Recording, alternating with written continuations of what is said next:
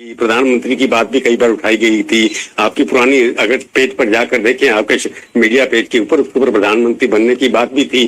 तो आप क्या लगता है अब ममता जी जो है वेस्ट बंगाल 3 बार जीत लिया, चौथी बार इंडिया को जीत करके प्राइम मिनिस्टर बनने की आपकी लोगों की योजना है? आप लोग चाहेंगे, जिनको आप कहता हूँ ममता भक्त जो लोग हैं, वो उनको प्रधानमंत्री मोदी भक्त को रिप्लेस करके वहां बिठाना चाहेंगे?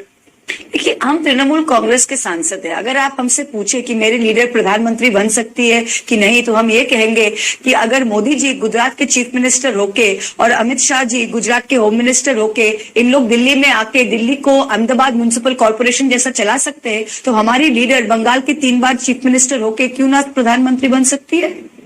हाँ, अगर मोदी जी आज गुजरात के मुख्यमंत्री होके दिल्ली में आके पूरा दिल्ली का जो सरकार है वो अहमदाबाद म्युनिसिपल कॉर्पोरेशन के उनके आईएएस ऑफिसर देखे, उनके आईपीएस देखे, दिल्ली को गुजरात कैडर से भर के गुजरात को गुजरात मॉडल हर जगह में हटा दिया। ये जो स्पाइंग, जो पेगासस चल रहा है, वो भी गुजरात में 2008-9 में करके आप इंडिया में कर रहे हैं। तो अगर वो गुजरात मॉडल को लेके पूरा इंडिया में बैठा सकते हैं, तो ममता जी क्यों बंगाल में 3 बार मुख्यमंत्री इलेक्टेड नहीं होकर प्रधानमंत्री बन सकती है? What is the problem? आपको लगता है कि वो लीड करेंगी ऑपोजिशन को, या ऑपोजिशन को इकट्ठा करेंगी? मन सकती है या नहीं मन सकती, इसके बाद में मैं पूछूंगा आपसे। परंतु अब ममता जी का राष्ट्रीय तत्व आने के लिए उन्होंने क्या किया आज तक? देखिए, ममता जी जो है ये इस माहौल में बीजेपी को आंख में उंगली दिखा के हम लोग जिस परिस्थिति में बंगाल जीते, ये राष्ट्रीय स्तर में, ये नेशनल लेवल में आने के लिए इससे ज्यादा और कुछ नहीं चाहिए। सारा इंडिया हमारे ऊपर, 5 स्टेट में इलेक्शन हो रहे थे। कौन असम के बारे में पूछा? कौन पौंडीचेरी के बारे में पूछा? नेशनल मीडिया बोलिए, इंटरनेशनल मीडिया बोले, सारे इंडिया का जो अटेंशन था, जो ध्यान था, पूरे बंगाल का ऊपर था। और जितने यहाँ पे हम बोले डेमोक्रेसी लविंग पीपल जो थे, वो सब कह रहे थे कि बस बंगाल आप लोग मत हारिए, बीजेपी को बंगाल में आप एंट्री मत दीजिए। तो ये जो बंगाल जो हम लोग रोक सके, उनके पास हमसे ज्यादा 10 गुना पैसा था। 10 गुना क्यों, 100 गुना। उनके पास सेंट्रल एजेंसीज था, उनके पास इलेक्शन कमीशन था, उसके पास सब कुछ था। और इस हालात में भी हम लड़के, हमारे पास कुछ नहीं था, हमारे पास बंगाल की जनता हमारे साथ। और ये इस हालात में हम जीत के हम साबित कर सके कि इंडिया में अभी भी प्लेन ऑपोजिशन, स्ट्रॉन्ग ऑपोजिशन है। और इससे ज्यादा आज लोगों को जागरण, लोगों को अवेकन करने के लिए और कुछ नहीं चाहिए। तो ममता जी का एक जीत और हमारा जो ये एक विक्ट्री इंडिया के लिए किया है, वो बहुत सालों में ऐसा कोई विक्ट्री नहीं आया है। I think that is enough. ये अभी काफी है सबको समझाने के लिए कि ममता जी राष्ट्रीय स्तर की लीडर है। नॉर्थ के लोग आके प्रधानमंत्री बन सकते हैं, दिस इज नॉट करेक्ट। मैं मोहन जी, मैं बार बार ये कह रहा हूँ कि ममता जी आपकी नजर में मोदी जी के मुकाबले में 2024 में क्या कहेंगी? मैं मोदी जी से बेटर हूँ। मोदी जी ने सारे देश को इकट्ठा किया, स्ट्रांग लीडरशिप दी, वो कहते हैं हमने विकास भी बहुत किया, सब कुछ हुआ। कि ममता जी प्रधानमंत्री की कैंडिडेट 2024 की हैं, ये तो आप अनाउंस कर दिया आपने, ठीक बात है ना? नहीं, ये गलत है।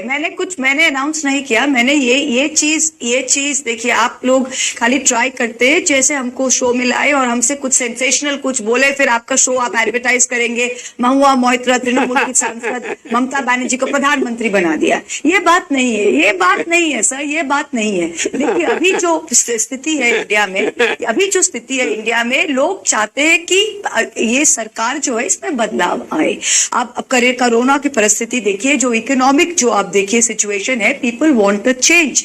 ये जो चेंज है, ये चेंज का एकदम फोरफ्रंट में, एकदम सामने से लड़ाई दे रही है ममता बनर्जी, ये लीडरशिप दे रही है।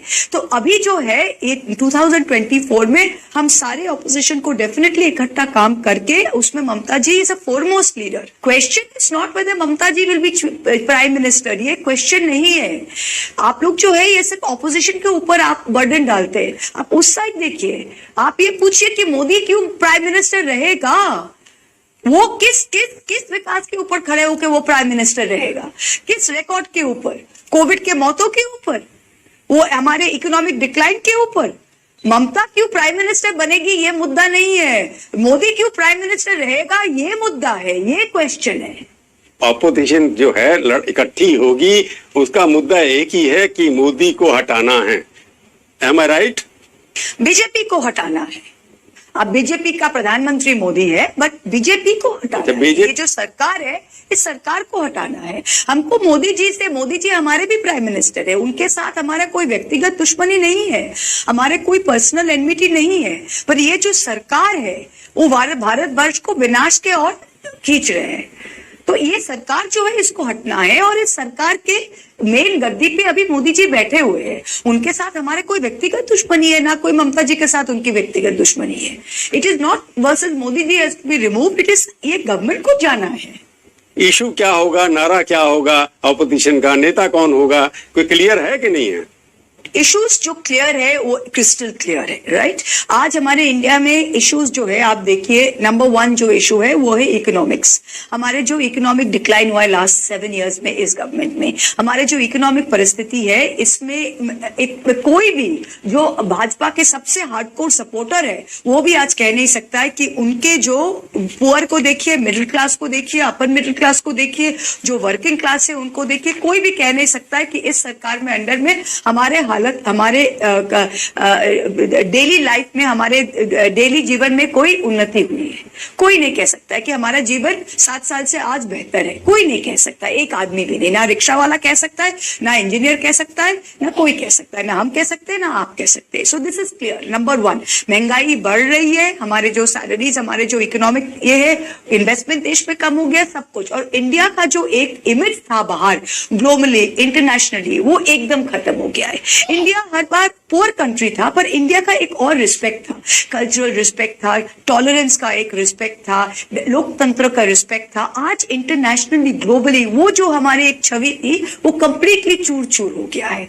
इंडिया हर इंडेक्स में एकदम नीचे आ गया है। ह्यूमन राइट्स इंडेक्स में देखिए आप, आपका टॉलरेंस में देखिए आप, डेमोक्रेसी में देखिए, रिलीजियस टॉलरेंस में देखिए, सब कुछ में इंडिया एकदम लास्ट आ गया है।